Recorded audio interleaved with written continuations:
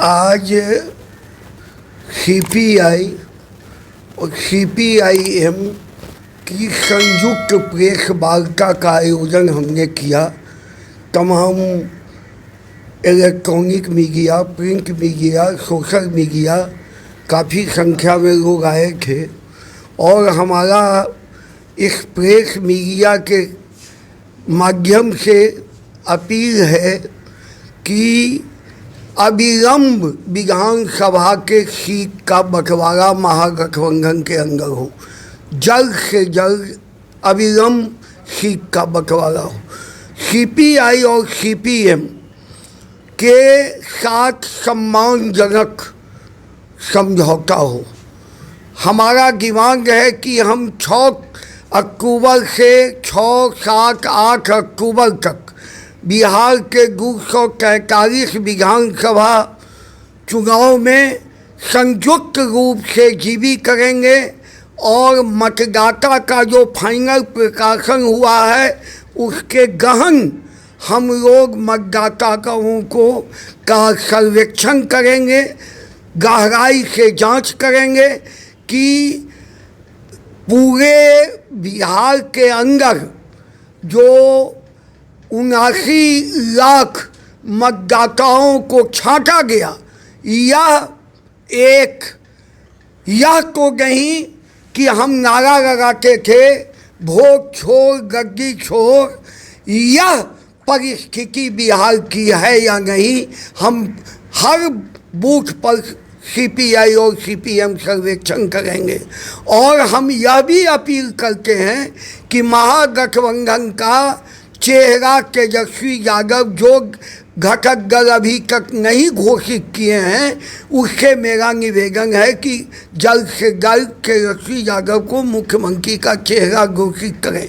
हमारे साथ हैं सीपीएम के राज्य सचिव लल्लन चौधरी जी, मेरे साथ हैं सीपीएम के पूर्व राज्य सचिव राष्ट्रीय परिषद के सदस्य अवधेश कुमार जी, आप उनका भी सुन लीजिए।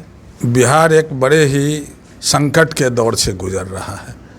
वो सामाजिक संकट है, आर्थिक संकट है। सामाजिक संकट इसलिए है जो बड़े पैमाने पर बिहार में सांप्रदायिक विभाजन की राजनीति चल रही है, जातिवादी राजनीति को प्रमोट किया जा रहा है और मूल जो बिहार वासियों की समस्या है, पलायन का, जॉब का, उद्योग का, एक उद्योग आज तक अभी तक नीतीश कुमार बिहार में बड़ा उद्योग नहीं लगा सके। समूचा उत्तर बिहार का तमाम चीनी मिल बंद है, किसान छटपटा रहे हैं, उनकी आर्थिक ताकत कमज़ोर हो रही है। दूसरा तरफ डपोर संखी नारा है जो हम किसानों के लिए उद्धार का काम कर रहे हैं। अरे 4 बार आपने कृषि रोड मैप बनाया, जरा बताइए, एक कृषि रोड मैप चालू हुआ, लागू हुआ, कहाँ नहर बना, कहाँ आपका स्टेट बोर्डिंग है? अभी पानी नहीं पड़ रहा था, क्या दुर्गति हो गई थी किसानों की। तो विकास का प्रचार है लेकिन बिहार विनाश के रास्ते पर है।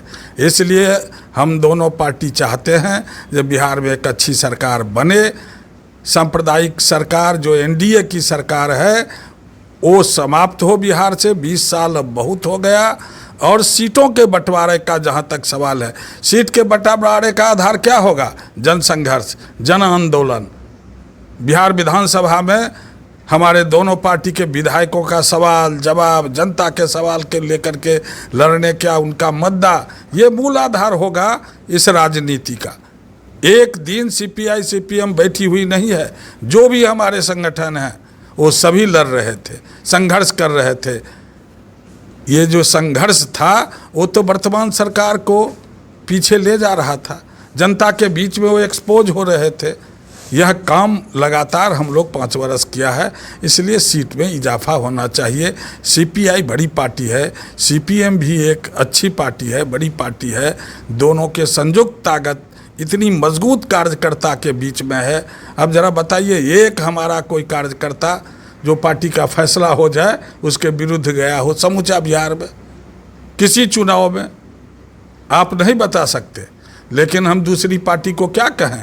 आज यहाँ है कल वहाँ है, अब वो जाने, लेकिन सत्य बात यही है कि लेफ्ट एक वैचारिक पार्टी है सीपीआई सीपीएम, और विचारधारा के आधार पर बिहार में जन संघर्षों का नेतृत्व करती तो माले है। पर आरोप लगा रहे हैं कि जिस तरह से हम लोग जो है एक भी कार्यकर्ता हमारा जो सहमत है वो रहेंगे, लेकिन अब तो माले को ही कहीं न कहीं कह रहे हैं। माले को तो हम नहीं नाम लिया, हमने अपनी पार्टी की बात कहा। कुल कितने हम तो कितने सीटें पहले मिली थी और इस बार कितनी? 4 सीट पहले मिली थी, 11 सीट का हम लोगों ने अभी तक कहा है उनको। 11 सीट की तैयारी है आपकी? तैयारी है, पूरी तैयारी। सीएजी का जो रिपोर्ट आया 71,000 करोड़ का, जी उसके ऊपर विपक्षी पार्टियां एकदम मुंह पे टेप साटे। नहीं, कुछ समय की ज़रूरत है। हम लोगों ने एक एक बूथ पर कहा है, जो बहुत जल्दी आप कौन छूटा, ये तो वोटर लिस्ट को देख करके ग्राउंड वर्क है, तो एक दिन में होगा। नहीं, वोटर लिस्ट की बात नहीं कर रहा। सीएजी जो 71,000 करोड़ का हिसाब नहीं मिल रहा है, अरे उस पर वो विपक्षी सॉरी पार्टियां सॉरी कुछ सॉरी नहीं बोल रही। विपक्षी पार्टी नहीं बोल रही है, बोलबे की है। बड़ी लड़ाई हुई है, बयान आया है, विधानसभा में निरुत्तर थे बिहार के मुख्यमंत्री।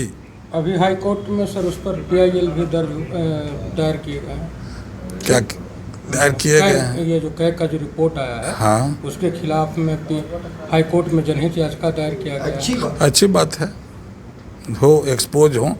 जवाब तो देना था नीतीश कुमार जी को, राज उनका है, मुख्यमंत्री आप हो, उनके वित्त मंत्री को ने जवाब देना है। ईमानदार सरकार है कि भ्रष्टम सरकार है? एक ही बात जो आपने कहा, तो भ्रष्टम सरकार है कि ईमानदार सरकार है? जीरो टॉलरेंस की सरकार है कि लूट की सरकार है?